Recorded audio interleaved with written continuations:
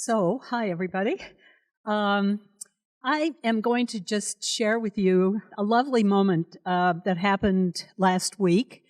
And when I told Melissa Ann about it, she said, well, this is a devotion. We ought to get together and share this in some way. So, I am a cancer patient. I don't know if many of you know that. I've had breast cancer twice.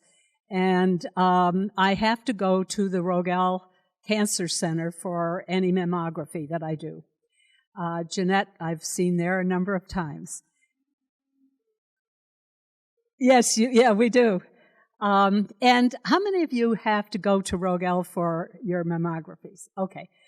So if you do, you know that you're there because you've got a problem, right? Or a potential problem.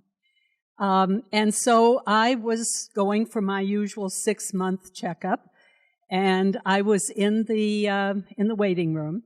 And if I am able, with words, to describe to you the atmosphere, you'll understand the effect that happened during this day. First of all, the women are all sitting there in very ill-fitted robes. Unlike walking around like we do here now on the street when it's warm, with our collars open and so on. The women are all sitting with their robes tightly wrapped around, like arms wrapped around their bodies. There is no eye contact. They are all sitting looking at their phones, either staring at them or just reading what's on them. The tension in the room is palatable. It is unbelievable. And my PhD dissertation was on nonverbal communication. So you can imagine what I'm doing there, right? And so I'm watching everybody. Of course, I'm feeling the same thing. I hate going in there. And if I could make an excuse for myself that would keep me from going, that made more sense than you should go, I would probably not go. So here we are in the waiting room. And everybody is looking down. Nobody is looking at each other. Everybody is buried in either the 2 magazines that are there to be shared or their telephones. And I'm watching all of this as well. Now, the women are called. They go in. They got their pictures taken. Boy, it's hot here. Be prepared. It's hot. And they get their x-rays done, and then they come back with their robes, sitting in their seats, again, not talking to anybody. No music is playing, nothing. And there's quite a few women in there. And so, to break the tension, I said, do you suppose that our results would be different if the university hired a comedian to sit in these waiting rooms with us? At which point, they looked up like somebody actually said a word in this room, right? And they did a little chuckle and quickly went right back. Nothing else, no follow-up whatsoever. So I had been called in, I had my pictures taken, I had to come back. Now you sit in the room until the nurse calls you. And usually the nurse will call you into a private room and say, this has happened, that's good, or whatever. But if you're waiting there for a while, it's not a good sign, because what it usually means is they need more pictures because they think they saw something, or they actually saw something, and you're going to go in and be scheduled for a biopsy, which is not a nice thing to do either. All right. In my case, thank God, I've had 2 surgeries. I've had several of those needle biopsies, and the surgeries have supposedly at this point taken them out, right? And I believe that to be the case. So I'm sitting and waiting. Now the thing is that people are coming and going. Women come in, get their pictures, come back to the room, get called, and they leave. And more are happening, and I'm still sitting there. Now, about at this point, the nurse comes in and she says directly to me, I'm sorry this is taking so long. And I said, I hope it's not bad news. At which point she crosses fingers on both hands and walks out. And I'm thinking, and the women that are in the room are looking at her like, what does that mean? But not at me. Their eyes back down. Okay. And I'm still sitting there. Women are coming and going. Now, there's a couple of women sitting there who have been there longer than the others with me, okay? But no contact, no, not a word, nothing. In comes the nurse. This is a long time, by the way, and in comes the nurse, and she says,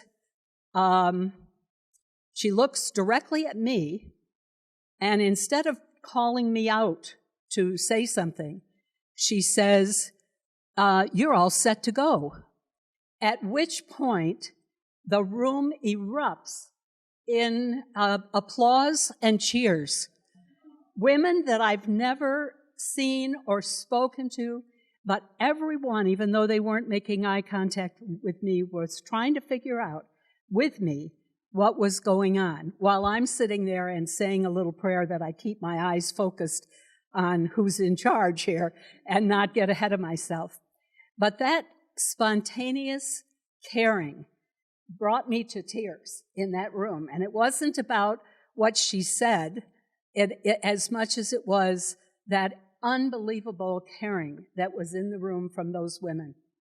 And I quickly got dressed. I thanked them for their caring. And I wanted to sit down to find out if they were all right so I could cheer for them. But as the coward that I am, I quickly got dressed and jumped in my truck and came home. So I just wanted you to think about that a little bit because, you know, in this culture, we tend not to make contact with each other as much as maybe in other days. And the very fact that we are wrapped in this spiritual Holy Spirit of caring and being together, to me was one of the most confounding spiritual events that have happened in my life in a long time. So with that, may we say a prayer together. Our dear Heavenly Father, we thank you for wrapping us together. We thank you for the caring that, like threads of silk, go between us. We thank you for good news for all those women that are in that room, and for a guiding, healing hand for those that get called back in for either more pictures or biopsies or whatever. Lord, we just know of your presence, and we are dependent on you and focused on you. And we thank you in the name of Jesus Christ. Amen.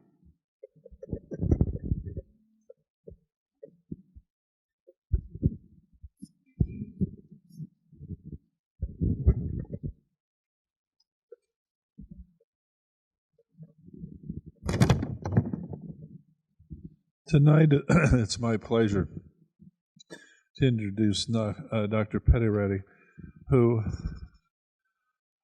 I've come to know and respect. I was his patient twice for the initial surgery on thyroid and then for cancer, and then the completion thyroidectomy.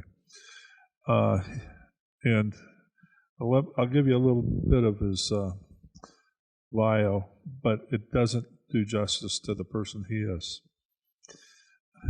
Dr. Peddireddy is a chief resident at the University of Michigan, the Otolaryngology Head and Neck Surgery Department.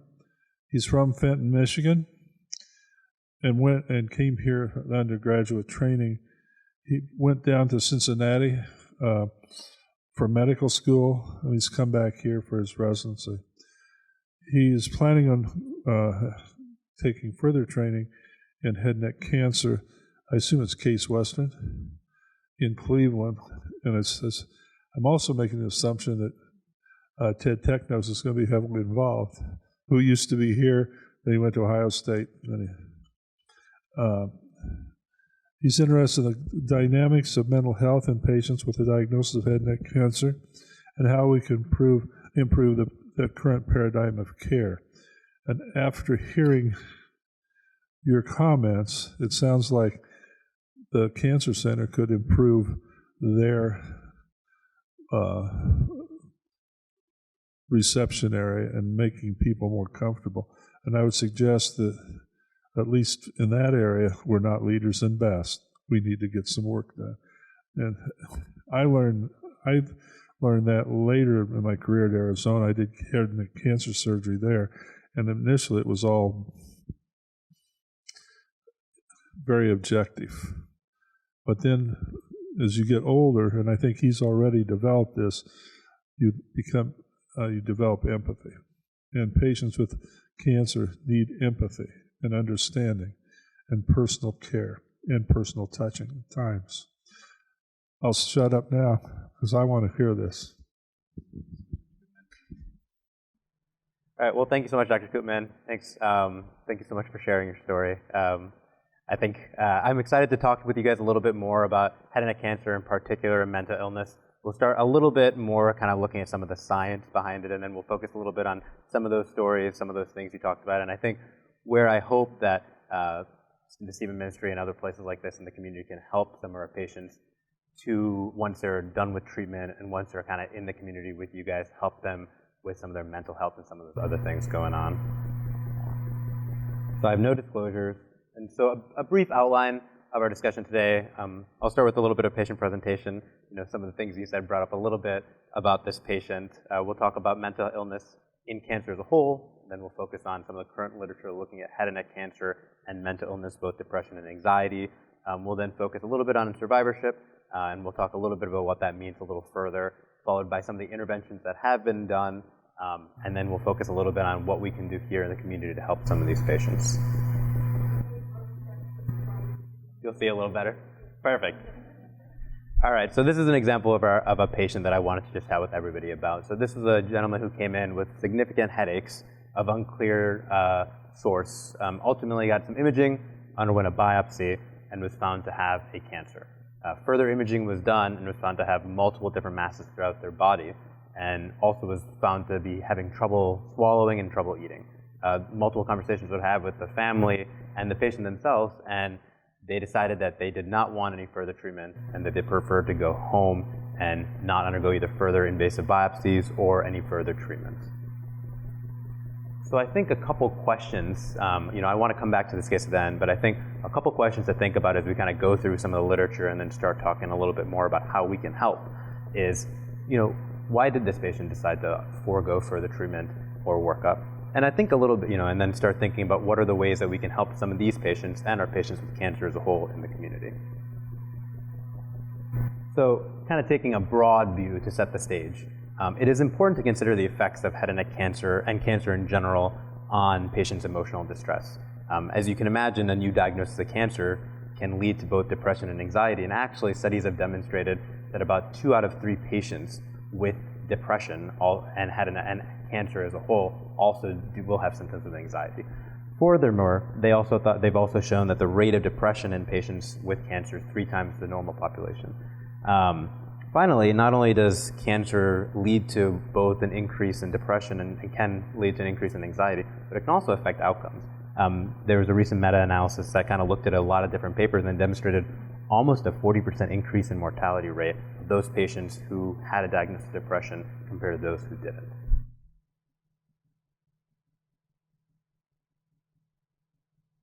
Focusing a bit more narrowly, so head and neck cancer, amongst all the different cancers we have, or one can have, is about 4% in the United States. In our day-to-day life, many of us take sort of our activities of daily living for granted. Eating, drinking, speaking are all things that we don't really think about doing or think about not having the ability to. However, for the head and neck, a lot of these structures are the structures that are affected. Patients have an inability to eat. They have an inability to drink water. They lose weight. They can't talk anymore. And as you can imagine, these sort of things can really affect someone's quality of life. I think it's important to note as well that sometimes these trouble they're having are not always seen by just looking at someone. The patient on the right here is an example of someone who had a laryngectomy. This is a surgery where we take out the voice box because of cancer. And someone like this, depending on where they are in their treatment and where they are in their rehabilitation, though they may not look like it, may have a lot of trouble speaking, may have a lot of trouble communicating, may have a lot of trouble swallowing. And so it's important to note, even though sometimes we can't see them physically, these patients may still be struggling quite a bit with some of their effects on their normal day-to-day that they weren't that they did not have trouble with prior. Taking a look, I think it's important when we start to talk about some of these things, looking at the current data that's out there, because I think data can help drive different outcomes and can help drive interventions. So in addition to the common sense piece we talked about, it makes sense. Cancer can affect depression, cancer can affect anxiety. I think looking at some of the literature in the head and neck, this was a study done in 2019 that looked at about 50,000 patients and looked to see the effect that head and neck cancer had on mental health disorders. And they defined mental health disorders as depression, anxiety, drug dependence, or need for medication. And as you can see here, from 20% prior, those patients who had a diagnosis of head and neck cancer, the rate of mental health disorders actually went up to 30%. So there's a 10% increase in that. In addition, there are other studies that talk about different types of cancer can have some potential increased risk depending of things like depression based on where they are. And furthermore, head and neck cancer in of itself, unfortunately, has been demonstrated to have a large increase in patients who either attempt suicide or do complete suicide compared to the general population as well as other cancer patients. And this was another study kind of looking at that a little further. They wanted to split it into different parts of where patients lived, whether it be rural, metropolitan, or urban, and they wanted to see the effect of the risk of head and neck cancer patients having suicide. And you can see here on the graph, this is comparing metropolitan, urban, and rural on the right, but as a whole, and compared to the general population, the risk for suicide for patients with head and neck cancer was significantly elevated. And not surprisingly, I think, to many of us, those patients who were in rural settings who did not necessarily have the support or have the resources had a significantly higher risk of committing suicide as well. In addition, not only has diagnosis of head and neck cancer or cancer in general can increase your risk of depression and anxiety, but having depression or anxiety pre-hoc can actually affect your outcomes. So this was a study that actually looked to see patients who had depression prior to treatment or did not have depression prior to treatment. They wanted to look at outcomes of disease-free survival and overall survival.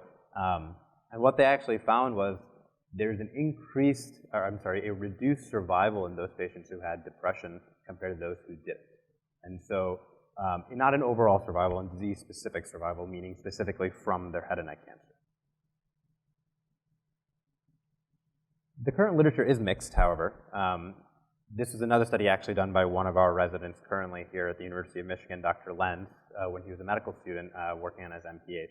And he was also interested in this question, and so he looked to see in patients who came to their multidisciplinary oncology clinic, he wanted to not only look at their mental health, also look at their quality of life, also look at things like pain, and he reported that patients who had a mental health disorder, which was not only depression, but depression or anxiety by a doctor or other health professional, he found that patients who did report one of those mental health disorders had worse quality of life and pain, but did not have a statistically significant change in survival. There was a trend, about a 10%, kind of similar to some of the other numbers, but for whatever reason in their study, they did not actually see a significant difference.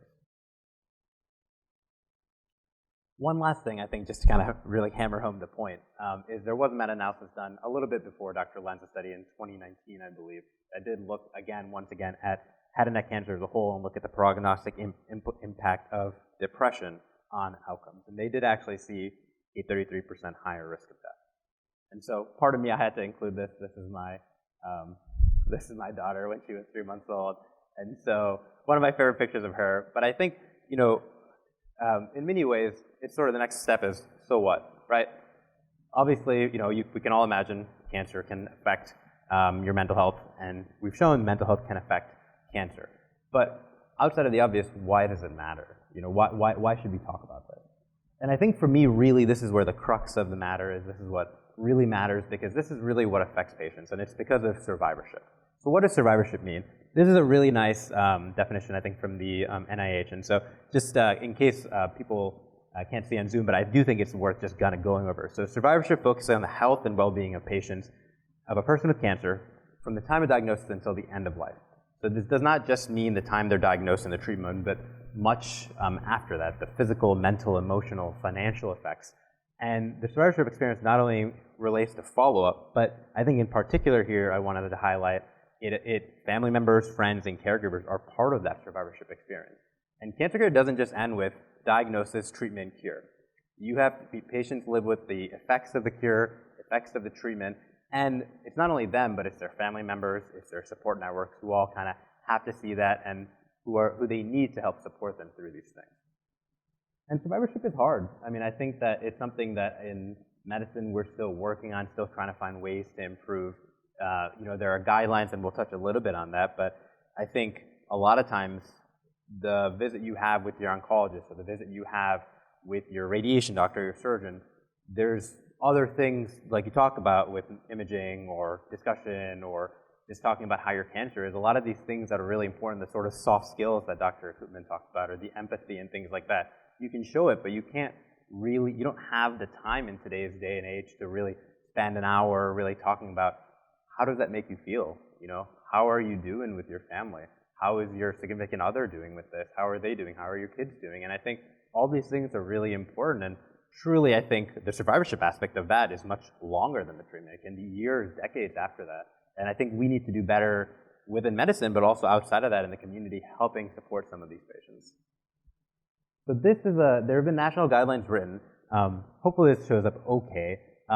There's a couple that I wanted to focus on specifically about depression and anxiety, because these are some nice algorithms to follow, and I think as we start talking a little bit about how we can help here in the community, I think these sort of things can help provide a framework. And so this was specifically for the depression symptomatology, and so what they recommend, and this is meant for primary care doctors or oncologists, is they recommend starting from a screening to depression 2 questions. Do you still enjoy the things that you liked to do before? And have you been feeling down, depressed, or anything like that? Based on those questions, they recommend further screening, and based on the further screening, they have sort of 3 main pathways you can go down. One pathway on the left is you refer to supportive care services. This is vague, right? They talk, supportive care services can mean a whole different thing, whether it be psychiatry for counseling, whether it be psychotherapy, it can be a whole host of different things. But I think supportive care services to me also means your community, right? The people in the community who you know, the people in the community who can help you, who've been through this with you, these are the people I think can really have the most impact here across all the 3 care pathways, but even especially in one, which is those patients who do have some symptoms that are not severe enough to require some of the more invasive treatments, such as specific psychotherapy or specific pharmacologic therapy. In a very similar vein, patients, they also talk about screening for anxiety, and similarly split them into symptomatology with a non-mild, a moderate, and a severe, and based on where you fall, they have differing intervention levels.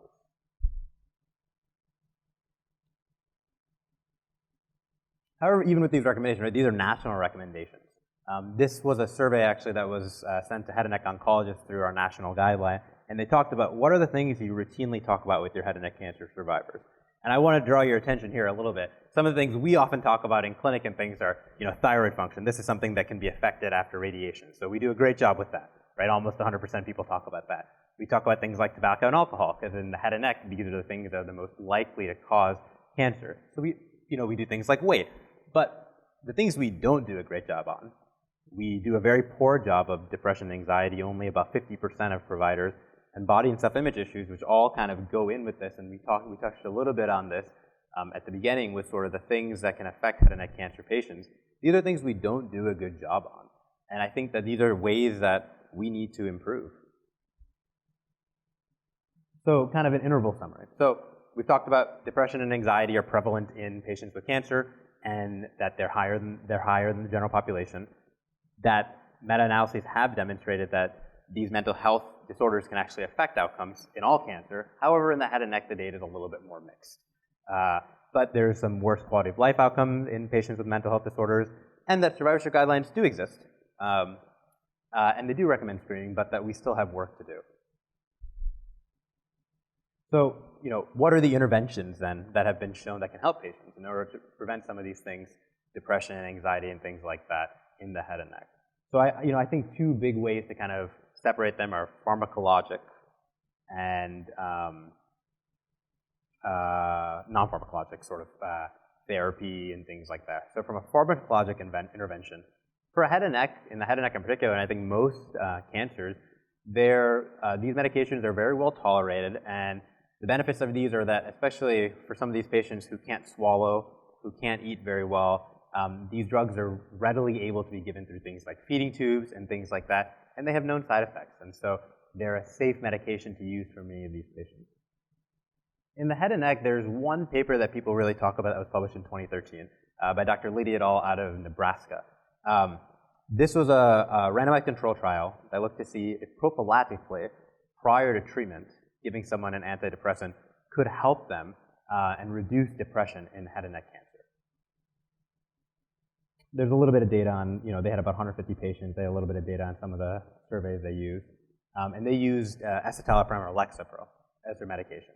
And specifically, they did not include those patients who had a diagnosis of mental illness prior to treatment because they wanted to specifically focus on patients who did not have mental illness, given the risk of developing depression if given the medication could help prevent that. And they actually showed that patients were about 60% less likely to have depression when being treated with an antidepressant, which is impressive, right?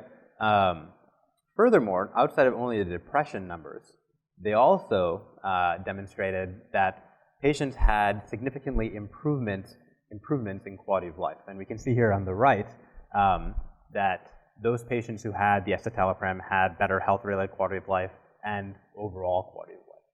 And so I think both things really showing that this medication is quite effective and it should be something that we use more frequently. I will say in practice, it's something that I think we try to do, but is not something that is offered that frequently. I think similarly, it's hard to find time with all the different things that are going on, specifically to sometimes have the time to have a conversation with someone. And I think, there's still stigma with things like starting a new medication with everything else going on with patients. And so this shows that it works, but I think in practice, at least what I've seen, we still do have work to do and work to start thinking about how we can better incorporate a discussion on medications such as this or medications as a whole as patients are going through these. On the other side, psychological interventions. I think these can be broad. These are interventions that can be, one of the most common things people talk about is cognitive behavioral therapy. People can be, you can learn how to do this, and I think psychological interventions are broad enough that these can be things like support groups. These can be things like other avenues in the community, and either having community leaders lead these groups or having people in the groups who are psychologists or other professionals help to kind of teach these things and help to support the community. And I think there's a lot of, we don't have the time to kind of go over it, but there's a lot of really great data showing that psychological interventions can be quite cost effective and can be very effective to help patients. I mean, we all see that with things like Alcoholic Anonymous, AA and things like that. All of these sort of interventions that are kind of more aimed at a broad group really help people quite a lot. In the head and neck, similar, like I said, the data I think is important to think about, but also understand that there's still a lot that we have to learn. So this was a 2016 study. It was a meta-analysis looking at the effectiveness of specific psychological interventions. 5 out of the 6 used CBT as a framework. One was a mindfulness-based thing, and many of them did incorporate depression screening. Unfortunately, when they looked at the studies and they kind of collated all the data, only 2 of the studies had enough data they could use. And so as a result, there was no significant difference in quality of life, which I think is sort of the most important portion of this that we're talking about. However, when you look at some of the trends here, all 5 of the 6 patients actually had improvements in depression and almost all of them in anxiety. And so though the authors concluded that though there's not a significant difference, there's still a trend, right? And I think it's just that this is the difference where sometimes the hard science of it doesn't necessarily match with what we know, right? From a common sense standpoint, it should help someone to be supported. It should help someone to kind of help go through these things, to have support groups, to have other avenues for them to kind of talk and be listened to. And though the data doesn't show it, I think this is where a lot of interventions could be focused on and where I think we have a lot of opportunities and avenues to grow. And then I think a particular population, head and neck cancer patients, I wanted to highlight, and this is where we'll, I think, kind of reflect back on our on our patient at the beginning is those patients who undergo palliative care. And I think for those who don't know, palliative care means that patients are deciding that they no longer want further treatment and they'd rather focus on symptoms, symptomatology, symptom management, things like that. And this was, I think, a really nice article. This was a review of the needs of patients with head and neck cancer who decide to go palliative. And I think some of the numbers are pretty impressive. Greater than 50% of patients had fear, sadness, depressed moods, concerned about being a burden on their families, being a burden on their loved ones. Oncologists thought only 35% had up to 35% of their patients had some level of depression, but only 60% of PCPs thought their patients received appropriate psychosocial care. And so we have this very vulnerable group of patients who are going through end-of-life care and who are very concerned, who need more support, and the medical oncologists and the primary care doctors and all those people who are helping take care of them are like, I agree. These are areas that need to be improved. These are areas that I feel they need more help. However, there's not those avenues there currently to help some of them. And so going back to our case, right? So this was a complicated patient. I kind of went over, I kind of gave some broad strokes. Does not obviously completely encapsulate all the things that happened with the patient who did go home in a palliative care standpoint. And so I think this is where I want to spend a little bit of time chatting about where I think some of the ways that community organizations can help patients like this, but also just general cancer patients, head and neck cancer patients, in addition to the things that they already do, right? In this particular patient's care, right, he unfortunately, from a social situation, was unable to travel, had poor social support, and so I think kind of organizing some of those things was hard. And I think we were fortunate in that his wife was able to come and help him, had some support. They were able to find some support. But I think for groups such as the Stephen Ministry, for groups such as this in the community that are sort of leaders, try to help their parishioners, help people who come here, the first thing I think that we all have to do is the same thing that we would do for anyone who's struggling, right? Really just be there and support. And I know sometimes it seems a little simple, it seems a little backward, but I think being there to support and showing these patients as they're potentially having significant physical deformities, as they're having significant quality of life deformities, and just showing that you're still there and care for them as you have for years, I think is invaluable. In addition, I think you touched a little bit on this, is just the listening aspect, right? Like being there, listening to people, I think it's sometimes easier said than done, right? I think when someone comes to us with a problem, we want to be there and help them. We want to offer a support. We want to offer a solution. And sometimes it's definitely helpful, and I think it's helpful to kind of think about those things. But I think, as you said, the empathetic ear, right? Listening and being there for some of these folks to just vent a little bit, to let you know what's going on in their life. And I think it allows people to open up a bit more than even sometimes they think they would. I think in addition to some of those things, when we have the opportunity to be in a group, when we have the opportunity, having a hall like this, things like that, I think this is where groups can organize group events. I think one option for a group event are things like support groups, whether that mean just the location for the meetings, or even having members of the ministry be part of being group leaders, being things like that. There's a whole lecture we can give on financial toxicity in cancer and financial toxicity for head and neck cancer patients, right? Treatments are exceedingly expensive. Hospitalizations are exceedingly expensive. Supplies are expensive. And I think being an avenue where there's either the ability to create a fundraiser or alternatively just having some funds in place, I think is often somewhere where some of these patients, I think, really do not get the care they need because they just can't afford it. I mean, there's a lot of tubes and a lot of different things that we have to give some of these patients so that they can get through day to day. And I think it's a shame, unfortunately, that some of them just aren't able to get the support they need from their insurance or from their own funds. And then, I think just kind of reiterating that social support aspect of it. I think the most critical thing that I think I see in patients who seem to do the best long term are just having a really strong social network. And that doesn't have to be family, right? That can be religion, that can be social groups, that can be a whole host of things. But I think just really being there for each other as simple as it seems, I think is one of the ways that I think groups can really help. And so I'd love to get folks' thoughts just on, like, you know, where do you guys see how you can help for some of these things? And, you know, I think we talked about head and neck because that's sort of what I'm passionate about, what I'm focusing my career on. But where do you guys think we can have groups like the Stephen Ministry, like the church, really help and support some of these patients outside of some of the things we talked about?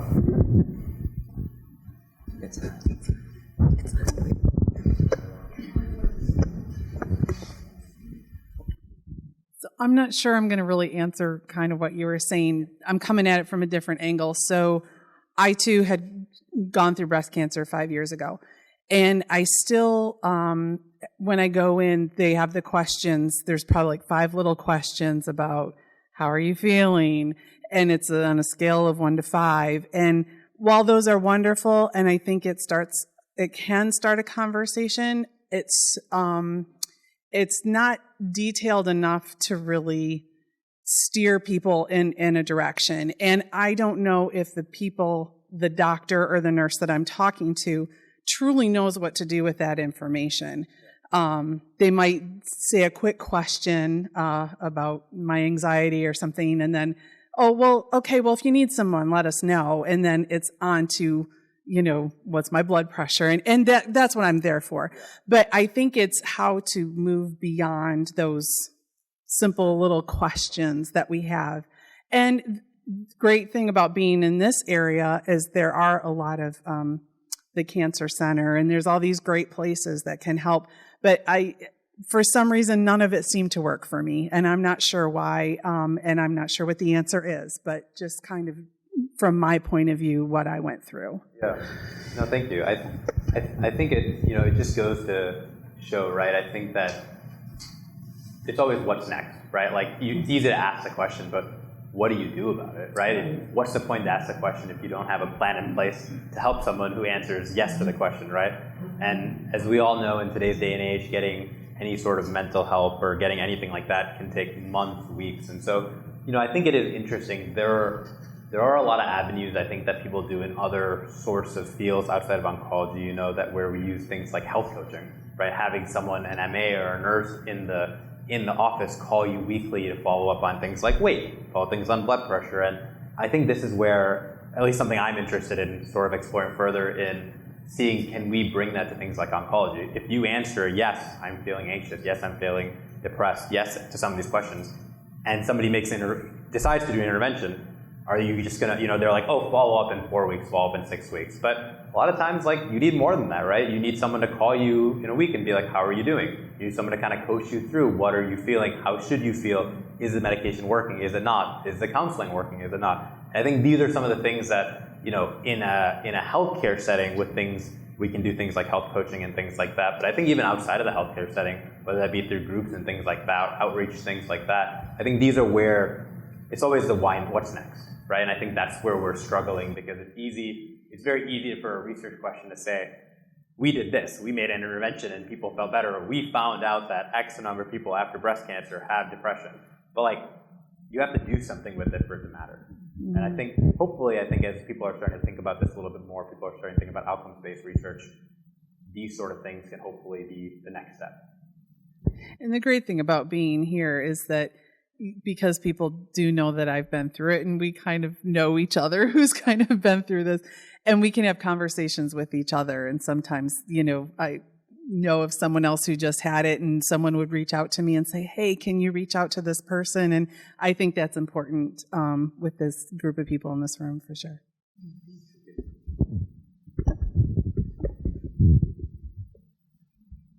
And Karen? Because head and neck cancer has probably it's going to be pretty disfiguring, and probably the prognosis is not so great. So what sort of things do you have if people opt to have no more surgery, no more anything, then what kind of supports do you have for the patient and the family? Yeah, it's a good question. I think it's something that many institutions are different. I think there are some institutions, I think as an institution at the University of Michigan, I think it is something that is somewhere that we can still improve. I think some institutions within a cancer tumor board in head and neck actually have psychiatrists or clinical psychologists as part of that to help provide support pre-hoc, but also post-hoc. I think a lot of that support ends up falling if patients decide they don't want any further treatment. We often refer them to palliative care, which are sort of the doctors that kind of help manage end-of-life care. And a lot of it kind of falls to them, which they are excellent at, but they also is not always the best thing, right? I think that's where social workers, that's where psychologists or other people can really help to allow there to be an easy transition. I think currently a lot of times when people tell that to us, we try to provide as much support as we can, and then oftentimes we will refer to palliative care, and they kind of, from a workflow standpoint, they're sort of the ones who kind of will continue to help follow that patient, make sure their symptoms are okay, and kind of follow up on them. But I think that it is something that, from an overall sort of workflow standpoint, there are some gaps there.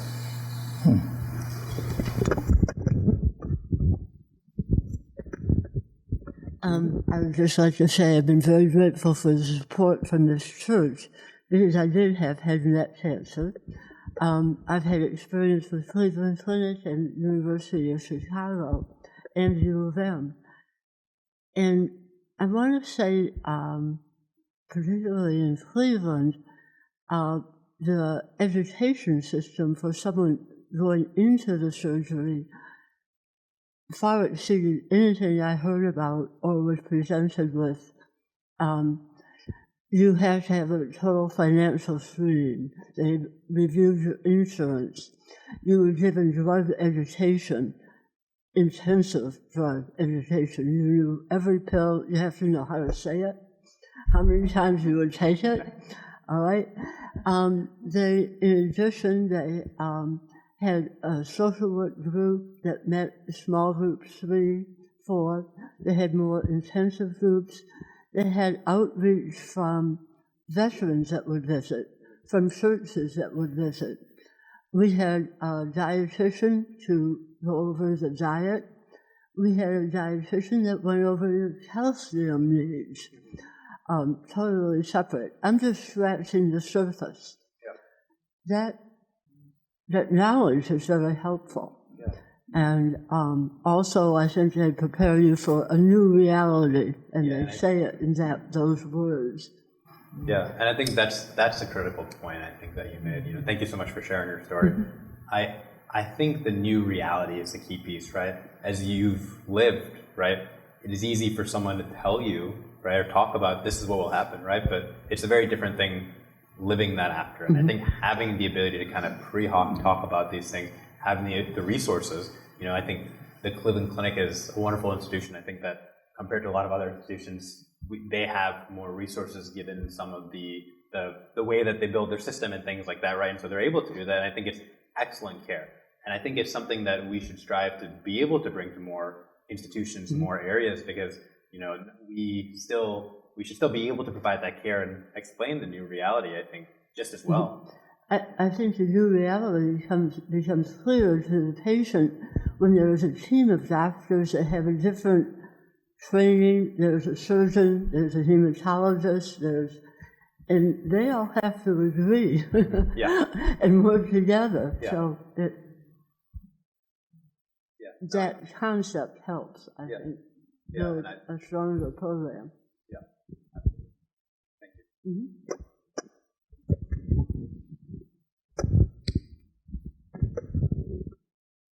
I totally agree with what you said. I used to do head and neck cancer before I came here.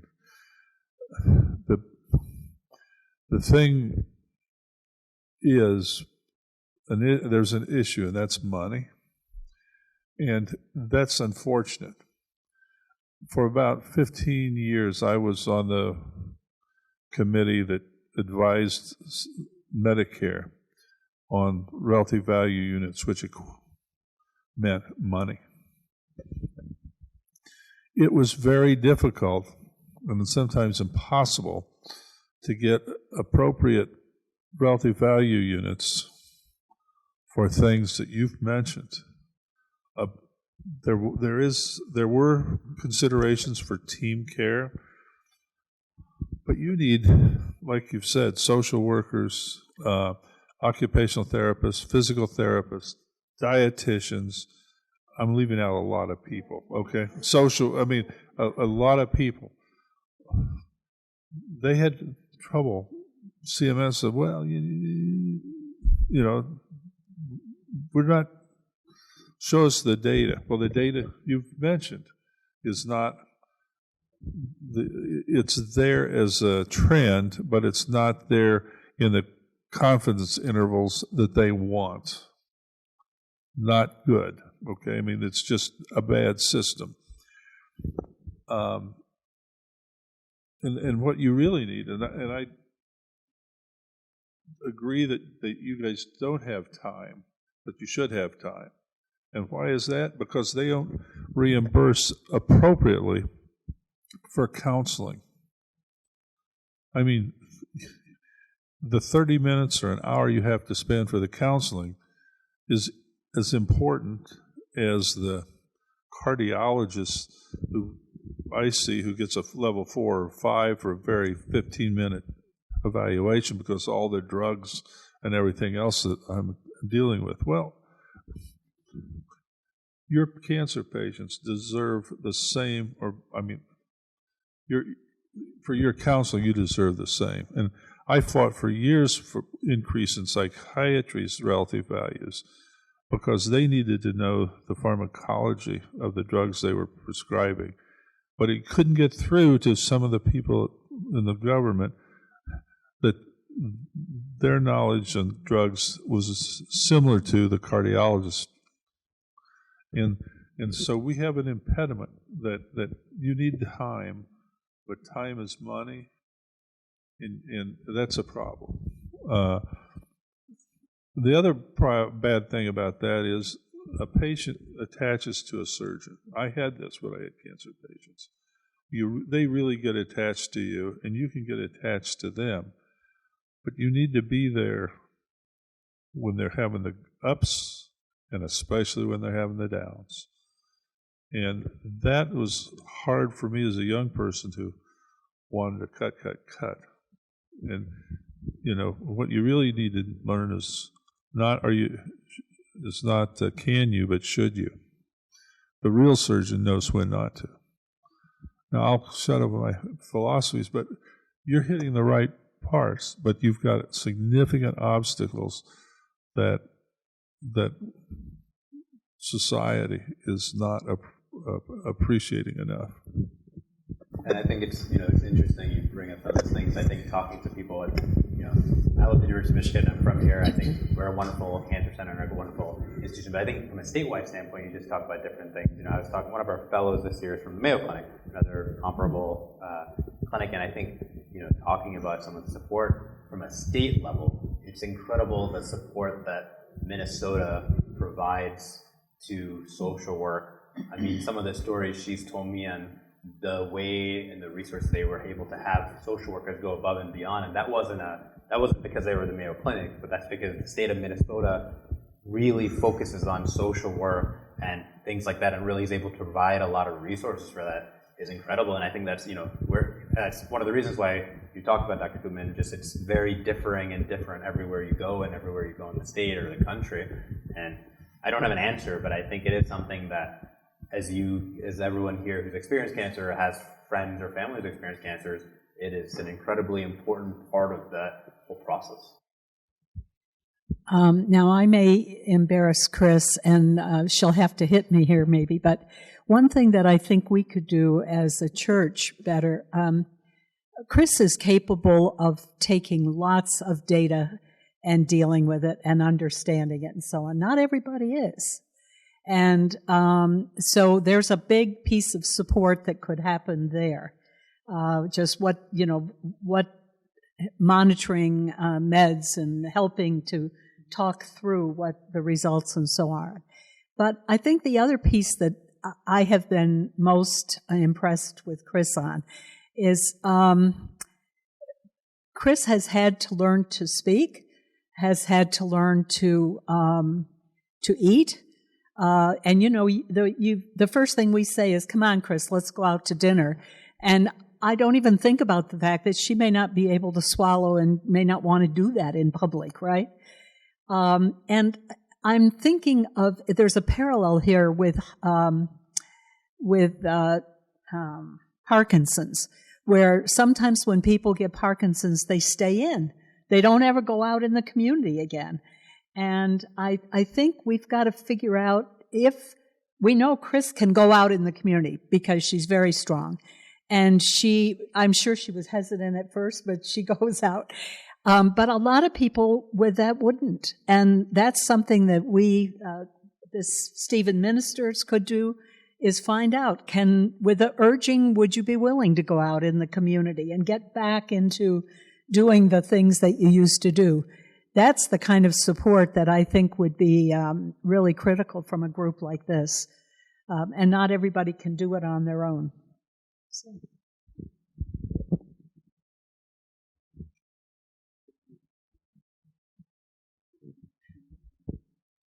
And kind of along that line, I was wondering,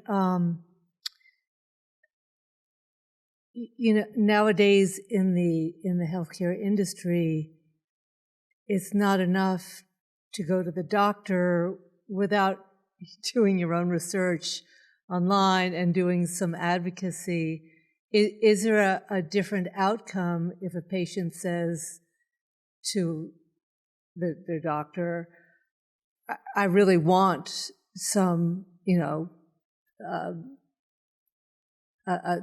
some help for depression or anxiety? I mean, would that make a difference in their care if they went and saying, I know you've asked me the 5 questions, and now I need to tell you that I need to add this in to my care.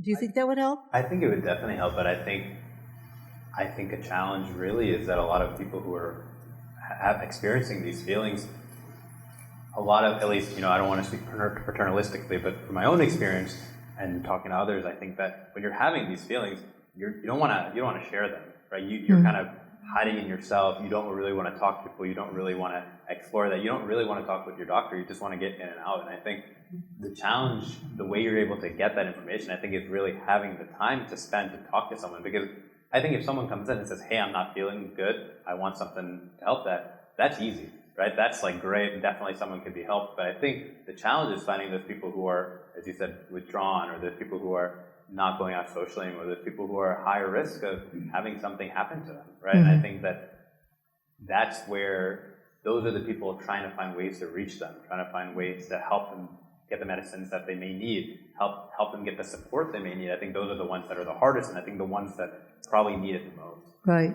Yeah. So as Stephen ministers again, then we can, help with self-advocacy, saying, have you considered, in your situation, this helps a lot of people. I don't know exactly what you're doing.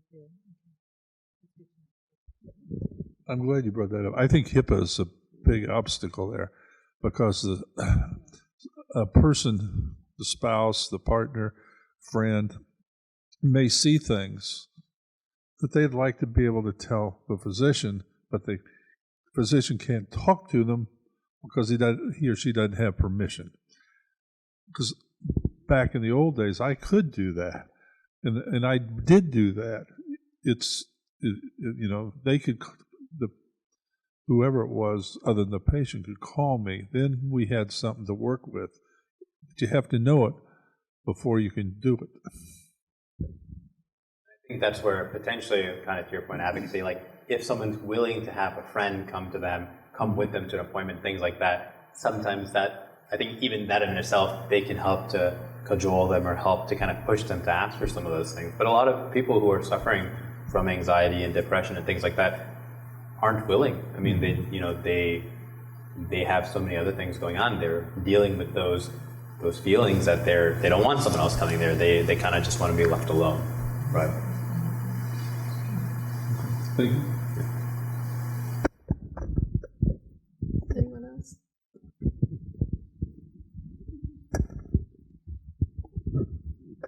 As you are about to launch your career, I'd like to plant a seed. We are trained to listen and just come alongside people when they're experiencing all kinds of things. I wonder if there isn't a possibility in the future for hospitals to take advantage of resources in the community. I know at U of M, you write down your religion or your denomination or whatever. So you have that data. Have a piece of paper or something for a patient to say, there are a lot of people who are all alone.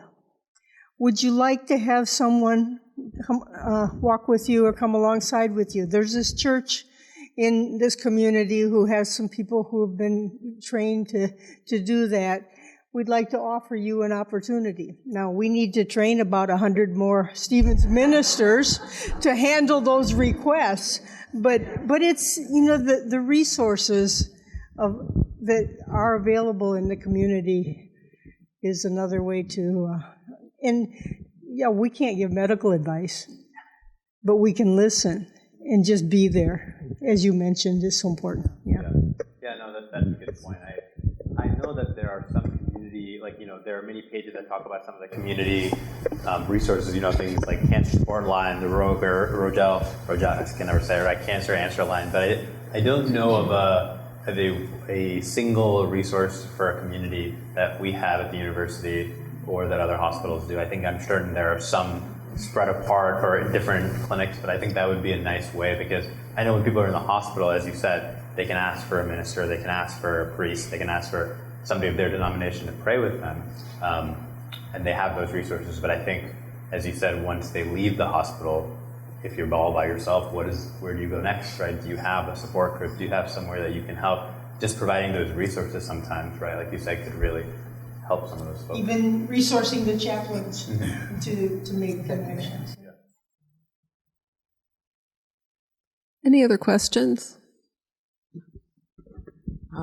I just have to put in a plug for the Cancer Center at U of M, because I had a really good experience. And one of the things that they did in this clinic, this was a lymphoma clinic, and there was a nurse that was assigned with the doctor. And so she spent extra time with me each time I was coming in for treatment, and so that really helped a lot.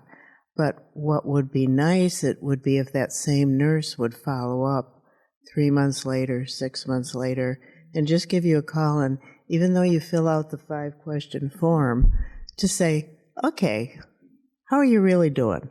Is there anything you want to talk about? Because, I go in there and I check that I'm doing okay. Maybe I'm doing okay, but I could probably use a phone call. But I know the resources, again, back to that, they're just not there. And as a nurse myself, that's the kind of stuff I love to do. But finding unique ways to work around those resource limitations, I think, would be quite helpful. I want to make sure that people don't take away from my story that I was dissatisfied with the Rogel treatment, because the doctors there have been phenomenal. I was focusing more on the interpersonal spiritual connection. So, hang on. What I noticed was that the pandemic really affected how people interacted in the waiting rooms as well. You were in a mask, you were separated, you weren't sitting right next to each other, so there was never really a chance to say, hey, what are you here for? Who's your doctor? Whereas when you don't have your mask on, there's more likelihood that you would do that, and you'd make a friend and you might support each other. But that really was a critical time. Just one small point. Just so you know, where you go to get your training and you practice. Stephen Ministry is nationwide, and chances are there are one or more groups in the region where you will be located. And I think that's just an excellent idea. Excellent. To plant that seed that I think Stephen Ministers could really help. Mm-hmm.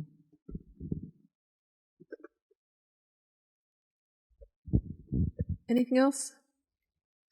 Thank you, Dr. Peddireddy. It's been very, very interesting.